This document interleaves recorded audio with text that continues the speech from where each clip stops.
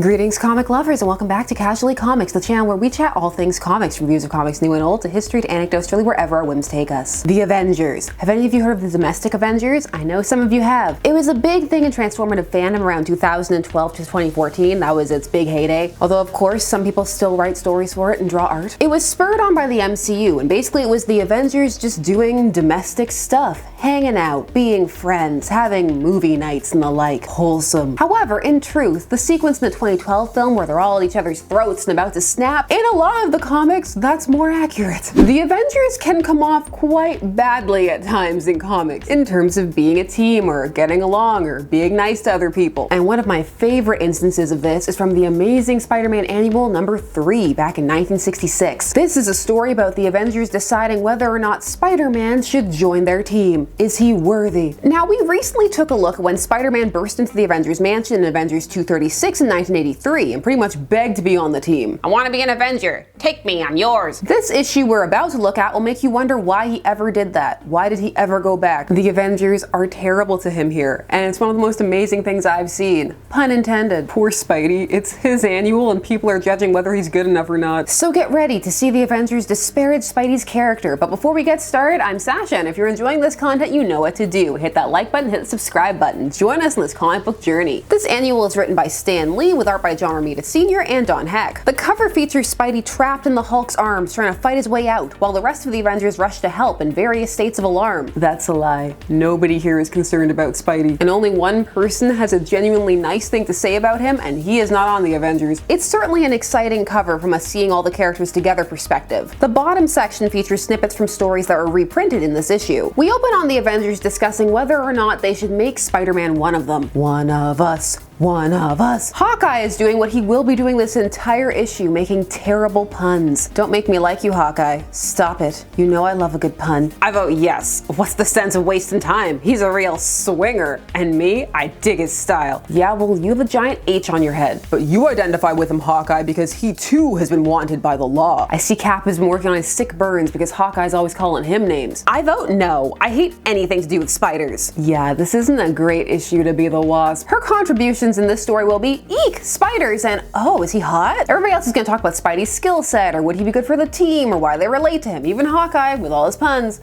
But not the Wasp. Also, Goliath, Hank Pym, is really weird with her this issue. I suggest we agree on a test for him to perform. We only test an applicant after we decide we want him. That's a filthy lie and you know it. Who have you tested before? Who? Nobody. Hawkeye just showed up, tied up Jarvis. Pietro and Wanda sent a letter/postcard and then he went and picked them up. The rest just decided to work together, Tony with the same level of commitment when he said that maybe they should disband. We'll fight together, or separately if need be. Before testing Spider-Man, let us first learn a little more about him. I say we send for Daredevil. Good idea. I just love to know if he's as dreamy looking in person as I heard he is. That will be enough of that, young lady. Also, who's talking about how hot the Daredevil is? I mean, aside from Karen? Cap says he heard that the Daredevil has heightened senses, and so they decide they're gonna send a super high-pitched radio signal out and then he's gonna come to them. And while they're doing that, they discuss, why haven't they asked him to join? And the answer is, Daredevil hears the noise and realizes it's from the Avengers. Whatever they want must be important. It's not, Matt. It's really not. I sure hope there wasn't an actual crime you were going to stop. I hope he's a slow talker. Somebody get a drink of water for the Wasp, please. They tell him that they want to know about Spider-Man, and Daredevil actually has some really nice things to say. He says that he's as great a partner as anyone could ask for.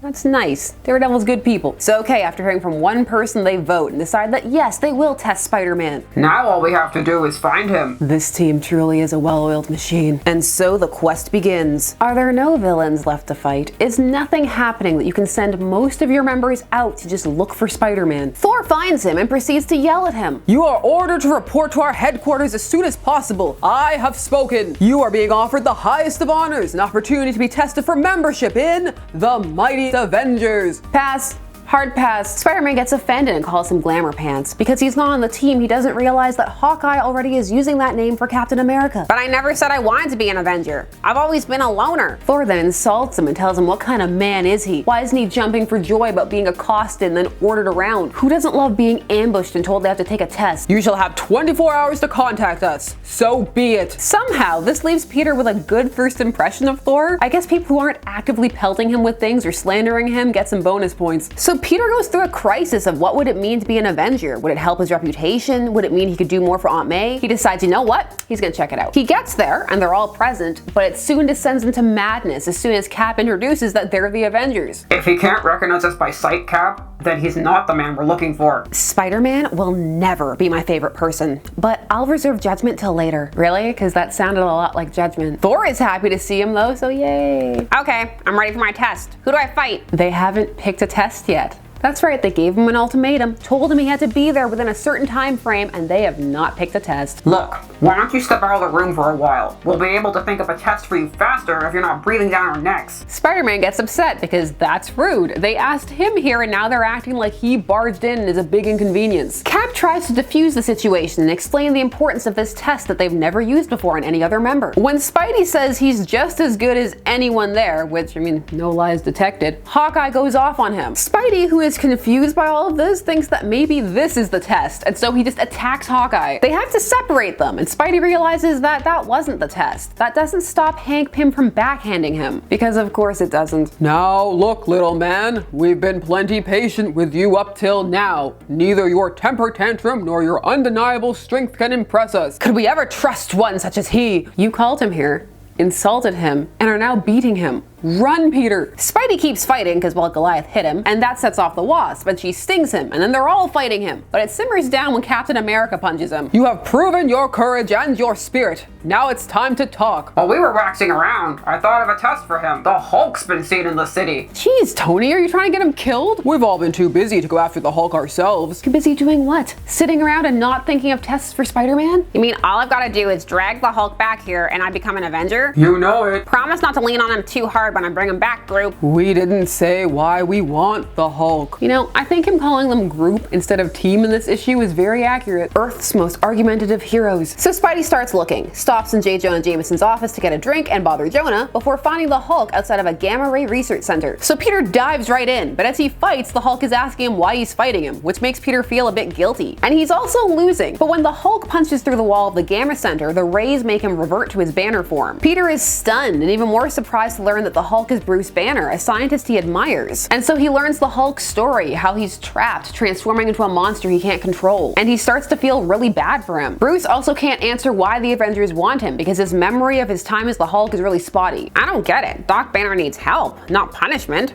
Why didn't those costumed characters send me after someone really bad? For you see, Peter has assumed ill intent on the part of the Avengers. I mean, they attacked him verbally and physically after inviting him to their headquarters, so I can see why he came to that conclusion. Peter decides that he's not gonna bring the Hulk to them, even though for a brief period it looks like he could have, because after he transformed back he was still a bit stunned. Peter got a good punch in, then he managed to web him up, although the webbing eventually did not hold because the Hulk ripped it off. But for a minute it looked like maybe he could have brought him back. He needs help, not hatred. Understanding, not punishment. So Spidey heads back to the Avengers headquarters without the Hulk. I wouldn't think the Hulk would be that hard to find. There was a whole arc in the early Avengers about looking for the Hulk and not being able to find him, but you know what? Go off, Steve. Perhaps the Hulk beat him. Wishful thinking, honey. It's possible he failed and doesn't want to face us. Peter says, whoops, he failed, couldn't find the Hulk. Guess they're just gonna have to go on without him. No Avengers for him. Friendly neighborhood Spider-Man out. The worst part is the Avengers actually wanted to help the Hulk, but their poor communication and abrasive attitudes kept that from happening. Peter goes home to brood, thinking about how nothing ever works out for him. It might someday, and maybe someday he'll believe that. What a happy note to finish on. Happy 3rd annual, Spider-Man. The Avengers are awful in this. Their characterization is baffling to me. They just all come across like jerks. Lazy jerks. Can't find the Hulk themselves. Summon the Daredevil away from what he's doing so they can get information on Spider-Man. Don't have a test for Spider-Man.